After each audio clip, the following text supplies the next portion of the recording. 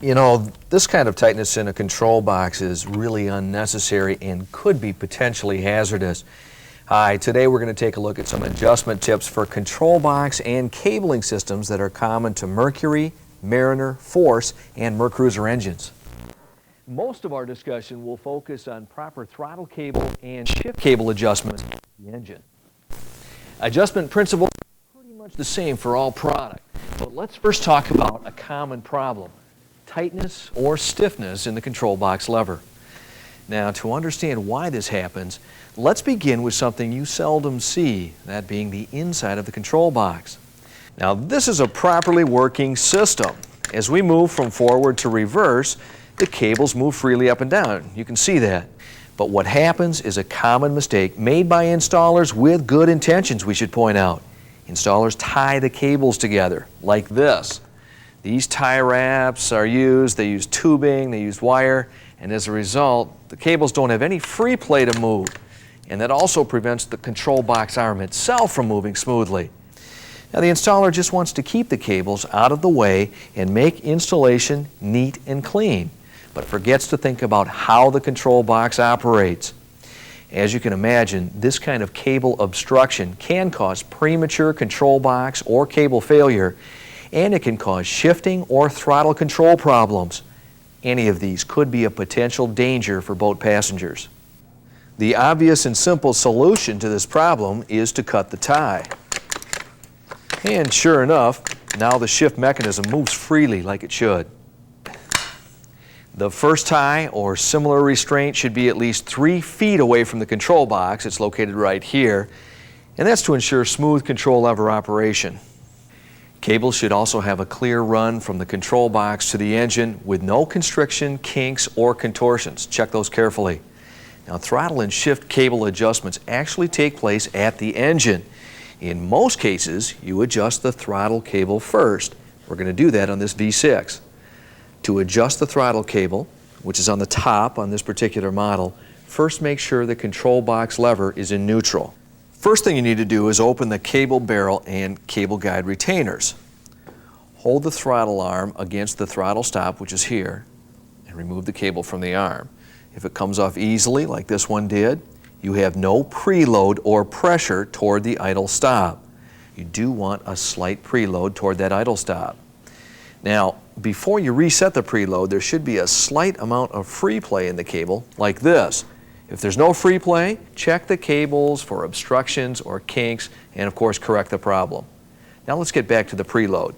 The correct preload is about 2 barrel turns away from the throttle lever. That makes it, in a sense, longer when starting from no preload at all. All right, now we want to reinstall the throttle cable. At this end, hold the throttle lever against the idle stop, and you should be able to feel that resistance right there as you install the cable. Close the retainers, tighten that single fastener, and you're done. The process is the same on the Force 40 horsepower. With the control box lever at idle and the throttle arm up against the idle stop, the throttle cable should have a slight preload towards the idle stop. This particular cable has no preload, so we want to add some to it. As you saw earlier, we'll move the cable barrel away from the cable guide, as such. Now here's a MerCruiser Alpha V8 engine. Note that the throttle cable here is on the opposite side of the engine from the shift cable, which is located over here. The throttle cable position is slightly different, but again, the adjustment procedure on both this Alpha and on the Bravo models is the same as on the outboard engines. You hold the idle screw against the idle stop, that's here, and then you want to set a slight preload toward the idle stop. To do that, you simply adjust the barrel away from the idle stop and reinstall. After you adjust the throttle cable, you need to adjust the shift cable. But before we do that, let's look graphically at how the system works. This graphic represents the stroke of the remote control box, about 3 inches. These areas represent the ranges of forward gear, neutral, and reverse on the engine. In this case, the engine would be in neutral. Notice that as long as the control box lever places the shift arm within the gear range, forward or reverse, the engine will be in gear. If the cable control box stroke doesn't match the shift ranges, for example, if the cable is preloaded toward reverse like this, you'll be able to get into reverse gear, but you'll bind up the shift linkage in reverse. Forward and neutral may engage only intermittently, and in an extreme case, the cable stroke could actually fall outside the forward range. The same is true for a preload toward forward. You can get into forward gear, but you'll bind up the linkage in forward. It should be obvious by now that being able to engage all 3 detents, forward, neutral, and reverse, doesn't mean that the shift cable is properly adjusted. For proper operation, the shift cable stroke must be adjusted so forward and reverse fall as close to the middle of their ranges as possible with no preload on either end. And once that happens, neutral will usually take care of itself. Now let's see some actual adjustments. Here's our Mercury Mariner V6 once again. We've already removed the throttle cable for access to the shift cable. Now let's check the reverse adjustment. Shift the remote control into reverse, and then you want to check the propeller. It should lock solidly in gear, as this one does. If the cable is properly adjusted, the end guide should slip off easily. Let's test to be sure. Here you can see that it doesn't slip off easily. In fact, the cable is preloaded towards reverse. As we saw earlier, this means that the reverse shift linkage is bound up. Now, it's also possible that forward gear, which is at the other end of the stroke, engages only intermittently. Before we correct this situation, let's just make sure that we have free play, like we did with the throttle cable, and correct if necessary. All right, now back to preload. What's sometimes confusing here is that unlike the throttle cable, there should be no preload on the shift cable. To eliminate the preload on the shift cable, simply adjust the cable barrel toward the cable guide. To test that you've done this properly, you should be able to easily remove and then reinstall the cable on the shift lever.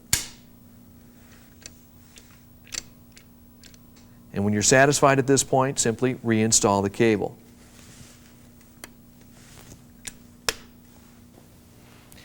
Now let's take a look at a common forward gear alignment problem. In this case, we've shifted the remote control into forward gear, and the propeller locks into gear. But when we check the cable, we can see that the cable end guide is hitting the barrel. As you can see, the barrel right here is binding up the linkage in forward, and as a result, there is no free play. To correct this situation, you'd simply adjust the barrel away from the guide as such.